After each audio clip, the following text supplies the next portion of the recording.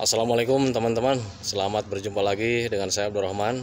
Dan masih tetap di channel Abdurrahman ya. Dan masih tetap juga mengupas tentang seputaran asam lambung dan anxiety psikosomatis. Nah, di video kesempatan kali ini saya akan menyampaikan sebetulnya bukan untuk yang para penderita gangguan asam lambung dan anxiety psikosomatis ya. Tetapi video ini lebih cocok untuk orang yang mengurus atau mendampingi orang yang terkena gangguan asam lambung dan anxiety psikosomatis. Jadi video ini khusus untuk orang-orang yang bila mempunyai anggota keluarga atau sanak saudara yang mempunyai asam lambung dan anxiety psikosomatis. Nah, ini videonya akan saya sampaikan kepada Anda. Nah, itu teman-teman ya. Nah, sebelum videonya saya lanjutkan, seperti biasa ya, mohon di subscribe dulu karena subscribe itu tidak memerlukan biaya. Subscribe itu adalah hal yang sangat mudah sekali. Jadi teman-teman itu cukup memijit saja tulisan yang warna merah, tulisan subscribe. Biar kenapa? Jujur ya, biar video saya itu cepat berkembang dengan baik. Dan kalau seandainya video saya itu berkembang dengan baik, itu barang tentu ya akan menjadi semangat tersendiri buat saya untuk terus menge-share tentang seputaran asam lambung dan anxiety psikosomatis terhadap kalian gitu ya teman-teman ya. Nah, dimohon juga ditekan juga tombol like-nya, kemudian tombol loncengnya, biar kalian itu dapat notifikasi atau pemberitahuan video saya yang terbaru. Karena saya itu akan sering nge-share tentang seputaran asam lambung dan anxiety psikosomatis terhadap kalian, dengan tujuan semoga saja videonya itu menjadi wasilah atau jalan keluar bagi kalian yang sedang mengalami gangguan asam lambung dan anxiety psikosomatis. Nah, itu teman-teman ya, jangan lupa juga sering melakukan sedekah atau infak pada orang lain, karena dengan kalian rajin bersedekah atau melakukan kebaikan terhadap orang lain tidak akan membuat kalian miskin, melainkan sebaliknya teman-teman ya. Allah itu akan melipat gandakan rezeki kalian gitu. Jadi kalian akan kaya dengan rezeki, kaya dengan harta, kemudian kaya juga hati, kaya juga jasmani, semuanya serba kaya. Nah, itu teman-teman ya, janji Allah seperti itu teman-teman ya. Nah, itu teman-teman ya. Jadi lakukan saja sering bersedekah kepada orang lain ya teman-teman ya. Nah, itu teman-teman ya. Nah, kembali lagi ke topik utama teman-teman ya. Di video kali ini, di session kali ini saya akan menjelaskan kepada orang-orang atau yang mendampingi orang yang terkena gangguan asam lambung dan anxiety psikosomatis ya. Jadi kalau misalnya kalian punya teman atau saudara atau sanak saudara atau keluarga atau anak atau ibu atau ayah atau istri, jikalau orang tersebut terkena gangguan asam lambung dan anxiety psikosomatis, jangan pernah kalian sepelekan teman-teman ya. Jangan pernah kalian sepelekan, sama sekali jangan pernah ya. Walaupun kelihatannya orang tersebut sehat walafiat, dari jasmaninya sehat walafiat, tetapi yang dirasakan di dalam sungguh luar biasa sekali teman-teman ya. Saya tahunya seperti apa karena memang saya mengalaminya. Jadi khusus untuk orang yang terkena gangguan asam lambung dan anxiety psikosomatis, rasanya sangat super duper sekali teman-teman ya. Dan kalau misalnya kalian belum mengalami, kalian belum tentu akan paham. Karena untuk karena untuk gangguan asam lambung dan anxiety psikosomatis hanya bisa dipahami oleh orang-orang yang sudah terkena gangguan asam lambung dan anxiety psikosomatis. Kalau misalnya kalian belum pernah mencobanya, kalau misalnya kalian belum pernah terkena, kalian sama sekali walaupun kalian belajar sebagaimanapun juga, kalau misalnya kalian belajar cari di Google, di YouTube, cari informasinya, tetap saja kalian tidak akan mengerti gitu teman-teman ya. Nah, gitu teman-teman. Jadi kalau seandainya kalian mempunyai keluarga, mempunyai sanak saudara, mempunyai teman yang terkena gangguan asam lambung dan anxiety psikosomatis, kalau seandainya mereka mengeluh terhadap kalian, jangan pernah disepelekan karena memang rasanya sungguh dahsyat sekali. Salah satu contoh kecil lah gitu ya. Kalau seandainya kalian merasa sakit kepala gitu ya, itu kan kalian pernah mengalami sakit kepala gitu ya teman-teman ya. Dan kalian juga tahu seperti apa sakit kepala itu rasanya. Nah, tetapi berbeda dengan orang yang terkena gangguan asam lambung dan anxiety psikosomatis, sakit kepalanya itu bisa 1000 kali lipat teman-teman ya. Nah, itu makanya kalau misalkan orang yang terkena gangguan asam lambung dan anxiety psikosomatis selalu murung, berdiam diri di rumah, kadang kurang gairah, kadang sering mengeluh, sering berbicara tentang penyakit, karena itu karena yang dia alami itu sungguh dahsyat sekali teman-teman ya. gitu. Jadi sangat super duper sekali gitu rasanya. Dari mulai perasaan, kalau misalnya kalian punya was-was, punya cemas, kalau misalnya kalian ada rasa cemas gitu, ada rasa was-was gitu ya, kalian sendiri kan tahu rasanya was-was, rasanya cemas itu seperti apa. Nah, tetapi berbeda dengan orang yang terkena gangguan asam lambung dan anxiety psikosomatis, cemasnya sangat dahsyat sekali. Jadi kalau diibaratkan itu, dia itu merasa itu nyawanya itu tinggal di ujung tanduk teman-teman ya, di ujung tanduk, karena dia merasakan sangat tidak nyamannya di dalam tubuh ini ya, baik itu perasaan, baik itu di medisnya, baik itu di pemikirannya, sangat luar biasa sekali. Jadi saya mohon sekali kalau misalkan sanak saudara kalian atau anggota keluarga kalian yang terkena gangguan asam lambung GERD anxiety psikosomatis, itu jangan disepelekan. Berikanlah dia motivasi, berikanlah dia spirit, berikanlah dia semangat, karena untuk semangat orang yang terkena gangguan asam lambung dan anxiety psikosomatis, untuk semangat itu rasanya hanya beberapa persen teman-teman ya. Karena apa? Karena dia itu sering berpikir tentang penyakit, berpikir tentang sensasi. Hal yang sangat wajar saja sebetulnya sih kalau dia itu berpikir tentang penyakit, berpikir tentang sensasi setiap harinya, karena yang dia rasakan setiap harinya itu sungguh tidak nyaman gitu. Karena penyakit asam lambung GERD anxiety psikosomatis ini berbeda dengan penyakit yang lain teman-teman ya. Kalau misalnya Anda pernah merasakan sakit, apapun itu sakitnya, kan rasanya Anda juga sudah tahu ya rasa sakit itu seperti apa. Ketika kalian sedang sakit, rasanya kan seperti itu ya. Ketika kalian ke dokter mengeluh tentang tidak nyaman kalian, itu rasa tidak nyamannya kan cuma segitu ya. Tetapi berbeda dengan orang yang terkena gangguan asam lambung GERD anxiety psikosomatis. Apa yang dia rasakan itu 1000 kali lipat yang kalian rasakan teman-teman ya. Contoh kalau misalkan badan tidak nyaman gitu ya. Orang bilang kalau misalkan kalian yang mengalami, paling berpikirnya begini, wah ini sakit badan nih gitu ya, paling juga habis kuli, kalau misalnya bekerja lebih keras gitu ya, suka sakit badan. Nah, tetapi sakit badan, pegelnya seluruh badan, ngilunya seluruh badan yang kalian rasakan itu berbeda dengan orang yang terkena gangguan asam lambung GERD anxiety psikosomatis.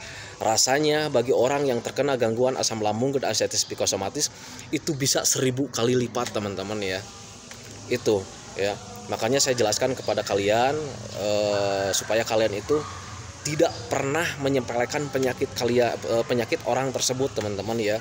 Kalau seandainya ada saudara kalian atau anggota keluarga kalian yang mengeluh tentang penyakit itu, jangan kalian anggap sepele teman-teman ya. Jangan anggap, apalagi sampai menyinggung perasaannya. Karena dia itu udah setiap harinya rasanya tidak nyaman, berpikir tentang penyakit ini, ada apa dengan penyakit, kok udah lama nggak sembuh-sembuh gitu ya. Jadi banyak pikiran lah. Ditambah lagi kalau misalnya kalian menyepelekannya, nanti dia itu akan mudah tersinggung. Dan kalau seandainya mudah tersinggung, dia itu akan berpikir lagi gitu ya teman-teman ya. Jadi akan saya ceritakan di sini ya. Orang yang terkena gangguan asam lambung GERD anxiety psikosomatis, setiap harinya itu dia merasakan tidak nyaman dari ujung kepala sampai ujung kaki teman-teman ya. Baik itu dari kepalanya, itu bisa sakit kepalanya 1000 kali lipat. Kemudian mata buramnya, kalau misalnya kalian mata buramnya hanya merasakan mata buram saja seperti itu kan ya, tetapi berbeda dengan orang yang terkena gangguan asam lambung dan anxiety psikosomatis. Buramnya itu, matanya itu penglihatan, melihat alam lingkungan, melihat lingkungan sekitar itu kayak macam di dunia mimpi teman-teman ya. Nah itu teman-teman ya.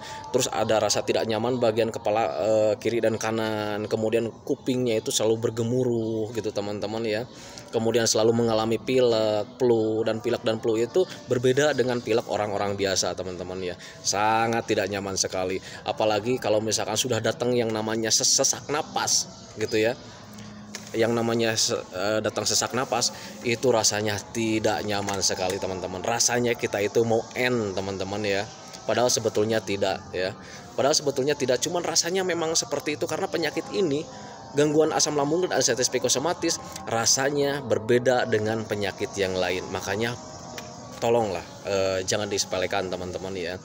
Dan kemudian dari badan gitu ya, dari mulai leher, dada tidak nyaman, sakitnya sampai menusuk ke bagian belakang, kemudian napas pendek, napas tidak nyaman, agak sesak, punggungnya itu pegal-pegal, ngilu enggak jelas gitu ya teman-teman ya, lututnya serasa lemas, setiap harinya itu lemas, tidak bergairah, kemudian mudah lelah, bergerak sedikit pun mudah lelah, kemudian berbicara pun mudah capek teman-teman ya, lambungnya kembung, kadang sering sakit perut, kemudian ulu hatinya itu tidak nyaman, kadang terasa panas, dada terasa panas gitu teman-teman ya, kadang ada kedutannya itu di mana-mana gitu ya, nggak beraturan, kadang lagi di perut kedutannya, kadang di dada kedutannya. Nah seperti itu teman-teman ya.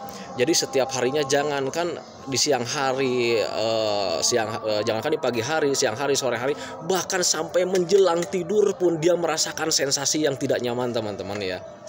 Nah itu teman-teman, jadi tolong pahami saja gitu ya, berikanlah dia motivasi, tolong ingatkan dia jam makannya harus benar gitu ya. Jadi jaga dia gitu teman-teman, dengan cara mengingatkan gitu teman-teman, karena untuk orang yang terkena gangguan asam lambung dan ascites psikosomatis itu rasa lapar juga tidak ada teman-teman, rasa lapar itu tidak ada. Kenapa seperti itu? Karena dia itu fokusnya itu terhadap pemikiran tentang penyakit teman-teman ya.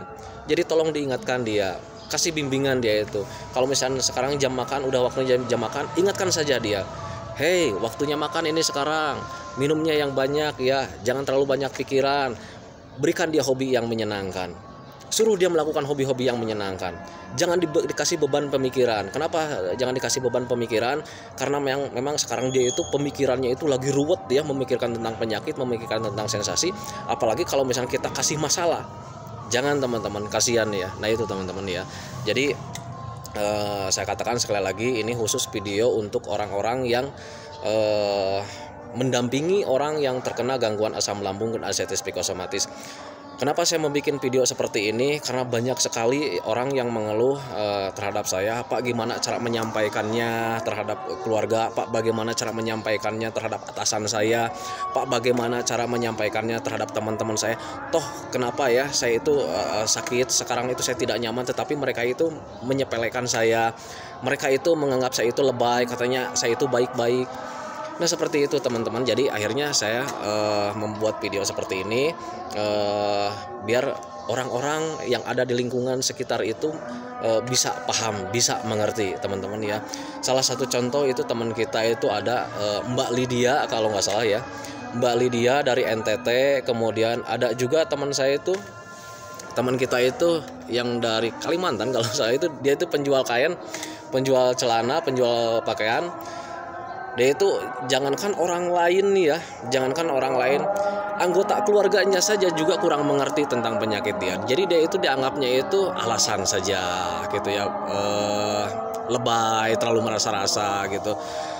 Padahal itu tidak seperti itu teman-teman ya. Jadi memang yang dia rasakan itu sangat luar biasa sekali. Jadi makanya ayolah bagi anggota keluarga yang mempunyai keluarga yang terkena gangguan asam lambung dan ascites psikosomatis, berikan saja dia motivasi, berikan saja dia dukungan. Apa yang dia keluhkan, tolong jangan dianggap sepele, kasih dukungan. Berikan dia makan yang layak teman-teman ya, karena obatnya itu hanya 3P ya teman-teman ya.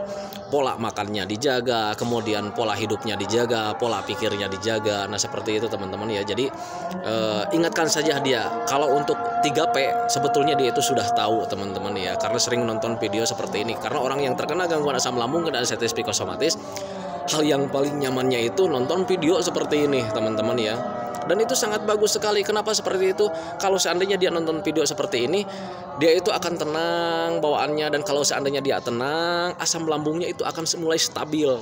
Bayangkan saja kalau setiap hari dia tenang, setiap hari dia tenang, setiap hari dia tidak kepikiran tentang penyakit, setiap hari dia tidak merasakan sensasi, dia itu nanti asam lambungnya akan kembali normal dan akhirnya normal 100%. Nah seperti itu. Jadi dia itu harus diberikan ketenangan dengan cara jangan diberikan pemikiran-pemikiran yang cukup berat teman-teman ya. Karena untuk penyakit asam lambung dan ascites psikosomatis, baik medisnya baik psikisnya itu saling berkaitan sekali.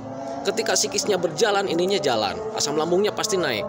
Ketika ini psikisnya sudah beres, ada asam lambung yang naik, asam lambung naik, ininya juga jadi jalan lagi. Gitu teman-teman. Jadi saling berkaitan. Nah itu yang sangat sulit sekali untuk disembuhkan teman-teman ya.